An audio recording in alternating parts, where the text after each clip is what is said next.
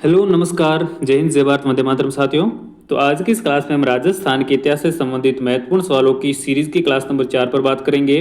तो आज की इस क्लास में हम राजस्थान के इतिहास से संबंधित महत्वपूर्ण सवाल कवर करने वाले हैं। और ये जो सवाल हैं ये आपके आने वाली exams Rajasthan high court group D, BSTC, PTET, CET, REET, mains, Patwar, LDC उन सभी के लिए काफ़ी महत्वपूर्ण है। तो आपको क्लास को शुरू से अंत तक देखना है। और अगर आप चैनल पर नए आए तो चैनल को सब्सक्राइब और वीडियो को लाइक जरूर से कर दीजिएगा। तो अपनी आज की इस क्लास का टॉपिक रहेगा राजस्थान के प्रमुख युद्ध।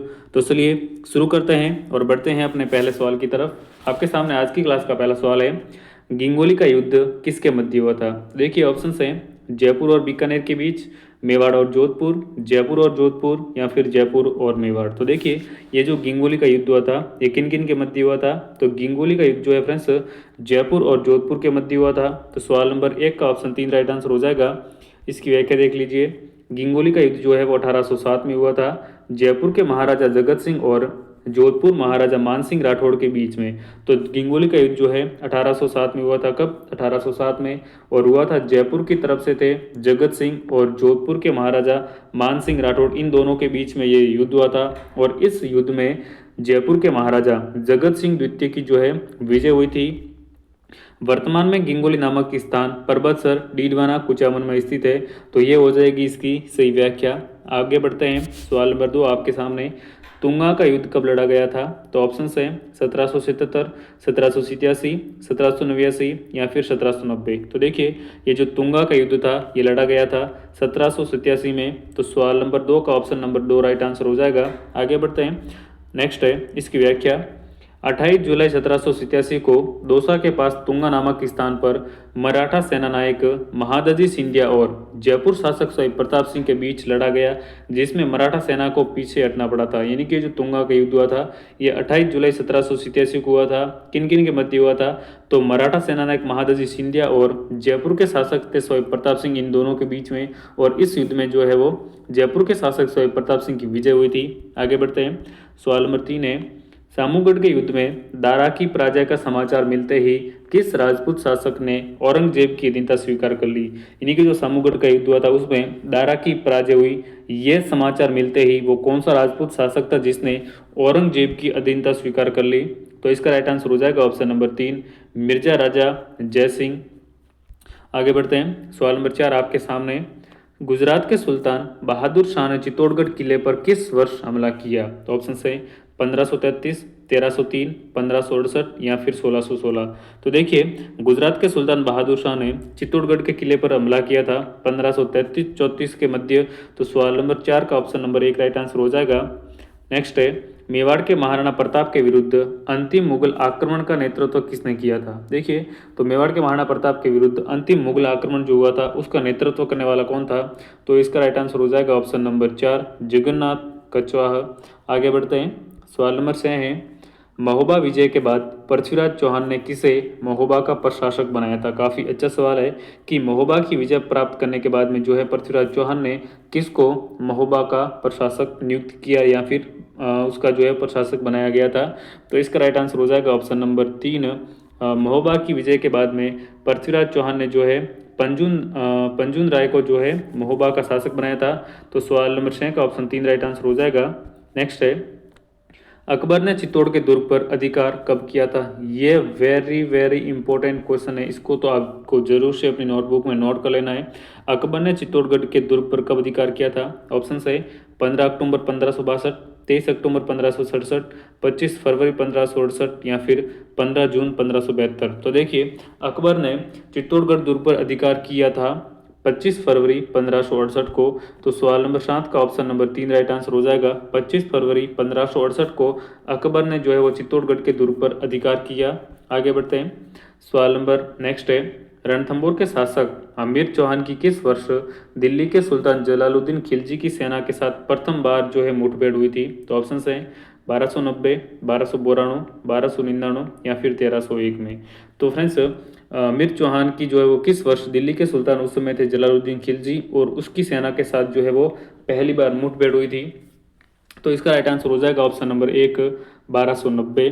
आगे बढ़ते हैं। सवाल नंबर 9 है, कुंभा का गुजरात के साथ संघर्ष का प्रारंभिक कारण क्या था। यानी कि कुंभा का गुजरात के साथ जो संघर्ष था उसका प्रारंभिक कारण क्या था? ऑप्शन है ईडर की समस्या, चुंडा को शरण देना, नागौर विवाद या फिर गुजरात द्वारा बूंदी के साथ संधि करना। देखिए तो कुंभा का गुजरात के साथ संघर्ष का जो प्रारंभिक कारण था वो था नागौर विवाद। आगे बढ़ते हैं, सवाल नंबर 10 आपके सामने। खानवा के युद्ध में महाराणा संग्राम सिंह की सेना में कौन शामिल नहीं था? ऑप्शन है महमूद लोधी, हसन खां मेवाती, हाकिम खासूर या फिर मालदेव राठौड़। तो देखिए खानवा के युद्ध में महाराणा संग्राम सिंह की सेना में इनमें से कौन सा जो है वो शामिल नहीं था? तो वो शामिल नहीं था हाकिम खासूर। तो सवाल नंबर 10 का ऑप्शन नंबर 3 राइट आंसर हो जाएगा। महमूद लोधी शामिल था, हसन खां मेवाती भी थे, मालदेव राठौड़ था, लेकिन हाकिम खासूर जो है वो शामिल नहीं था। आगे बढ़ते हैं, सवाल नंबर 11 आपके सामने। हल्दी घाटी के युद्ध को महाराणा प्रताप की भील सेना का कमांडर कौन था? हल्दी घाटी के युद्ध में महाराणा प्रताप की जो भील सेना थी उसका कमांडर कौन था? तो सवाल नंबर 11 का ऑप्शन नंबर 1 राइट आंसर हो जाएगा राणा पुंजा। आगे बढ़ते हैं, सवाल नंबर 12 आपके सामने। कर्नल जेम्स टोड ने निम्नलिखित में से किस युद्ध को मेवाड़ का मैराथन कहकर पुकारा? काफ़ी अच्छा सवाल है कि मेवाड़ का मैराथन किसे कहा जाता है? तो सवाल नंबर 12 का ऑप्शन नंबर 2 राइट आंसर हो जाएगा। मेवाड़ का मैराथन जो है फ्रेंड्स दिवेर युद्ध को कहा जाता है। और किसने कहा था? तो कर्नल जेम्स टोड ने कहा था। चलिए आगे बढ़ते हैं, सवाल नंबर 13 है।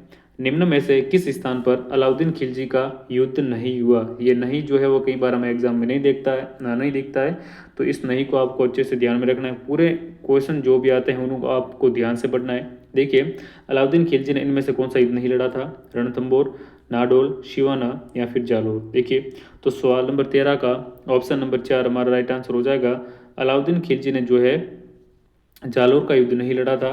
आगे बढ़ते हैं, नेक्स्ट है